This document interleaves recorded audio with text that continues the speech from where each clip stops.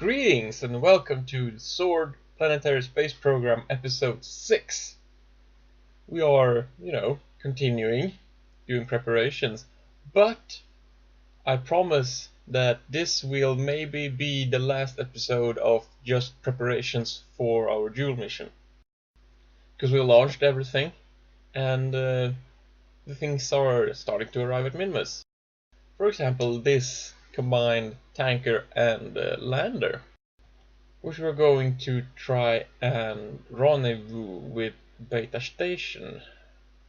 So we're just gonna tweak our orbit and do a bunch of maneuvers. We have to do a very relatively low pass over minmus, like this. So good looking celestial body. And this is because we come in at the opposite end of the orbit compared to where the station is. So we're like 180 degrees or something away from it. So it requires more aggressive maneuvering to get a rendezvous within one orbit. And we of course have to do plane changes and inclination corrections and corrections for corrections. And now the Kerbal alarm clock goes off and calls us to take care of this maneuver for the station hub, which is not very hard, but it was lucky we had that alarm, because otherwise we might have forgotten about it. And it took only a minute, so the rendezvous is not in danger. So we skip time until we actually get there.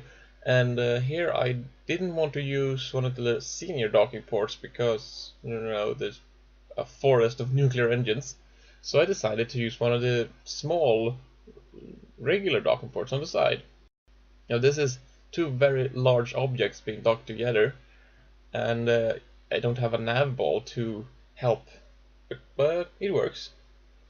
And now we're going to do some engine switches with our modular engines. So we put the normal chemical engines on these three docking ports here on the side, and we're gonna take the nuclear engines from the station, because it's a station. Even though it's a mobile station, it may not actually need its engines, or at least not all four of them. So we're gonna take two and put them on the lander.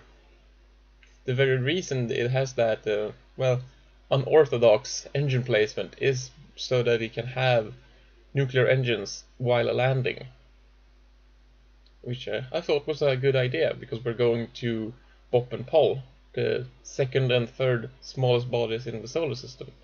So we maneuver the nuclear engines in place and we repeat the process one more time, and then we have a craft with nuclear engines. And now we are launching a new craft. This is both an engine hub and a station hub. Both of these are going to Alpha Station.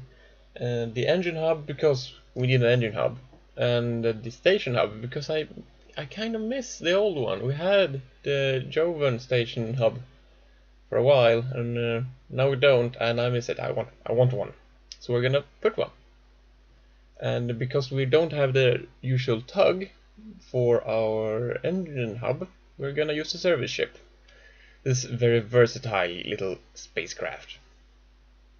So we just grab the engines and we're gonna put them where they belong, like so. So now we're gonna try and dock the station hub to the end of the fuel tanker. And this is a bit tricky because of uneven RCS thrusters, but it works. And now that I have docked it, I realized that I meant for it to go on the other way, so it's backwards. And the reason, well, the big problem really, is that I have the tug that brought the station hub up here still sit on that end, so we're gonna need to bring out the service ship again with its large docking adapter. So what we do is we undock the hub, we move it away a bit, and then we dock our service ship to the end, which is going to point away from the station, which is a very easy docking to do. And then we detach the tug that was attached to ship, and here I noticed that I switched from this craft while it was still running its engine, so it's still accelerating, even though I'm not controlling it. And it's very fascinating. And it kept accelerating until it hit the physical barrier, which is 2.5 kilometers. Then it stopped accelerating. But that was very fascinating. I don't think you're supposed to be able to do that. But yeah, and it's not a very hard operation to dock this thing, even though I did dock it on a bit rotated, so I had to undock it and redo it. But now it's sitting there, and the next thing is to remove these engines, which is the reason I switched to the fuel tanker with the docking ports on its in the cells, really.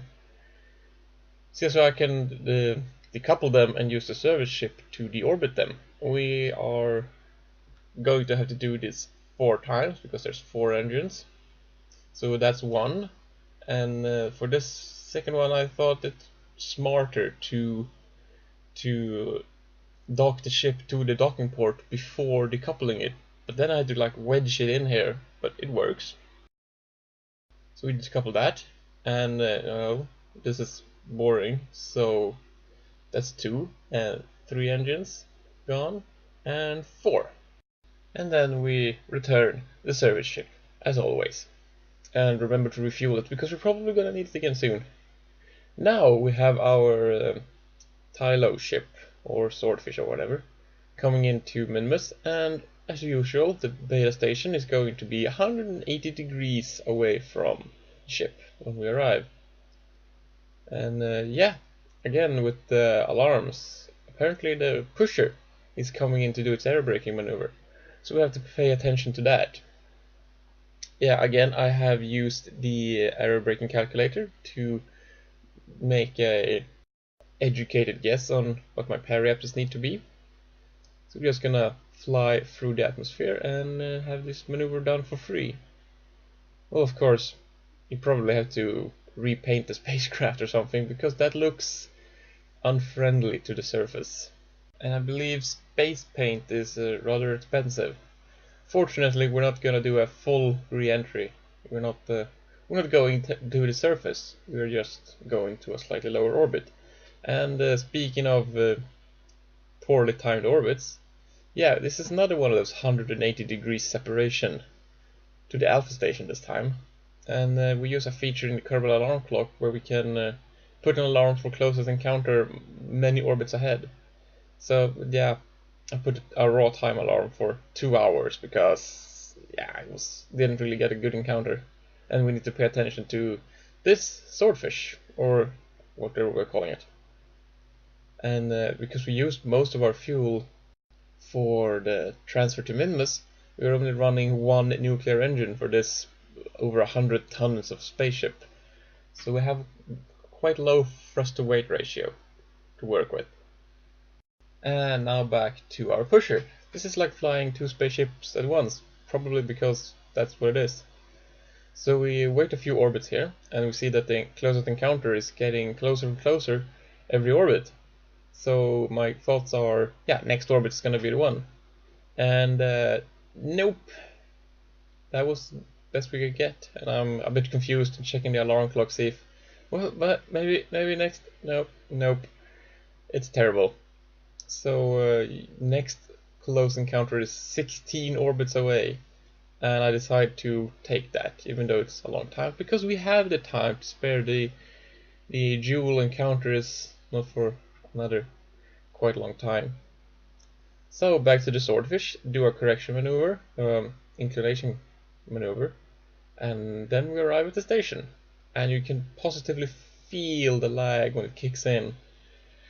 I'm gonna spare you most of this agonizing rendezvous, because yeah, you remember last episode when I was complaining a lot about how hard this thing was to control with the RCS thrusters in only one end?